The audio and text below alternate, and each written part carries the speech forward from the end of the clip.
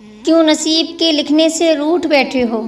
کیا جانتے نہیں دعاؤں سے تو نصیب بھی بدل جاتے ہیں؟ کیوں معجزوں پر سے یقین کھوئے بیٹھے ہو؟ کیا جانتے نہیں معجزوں پر قدرت رکھنے والا ہمارا اللہ ہے؟ تمہاری کہانی اس لیے یہاں رک گئی ہے کیونکہ اللہ چاہتا ہے کہ تم اس کا اگلا حصہ خود لکھو۔ جسے تم تقدیر سمجھ رہے ہو وہ دراصل دعا کا موقع ہے۔ تو پھر اٹھاؤ ہاتھ اور اپنا نصیب بدل دو۔ تمہیں بس قبولیت پر یقین رکھنا ہے، پھر اللہ کب اور کیسے تمہاری دعائیں قبول کرتا ہے تم دیکھتے رہ جاؤ گے۔ اللہ نے تو دعاؤں کے ذریعے ہی آدم و حوا کو ملوایا تھا۔ یقین رکھو وہ تمہارے ادھورے قصے بھی تکمیل تک پہنچائے گا۔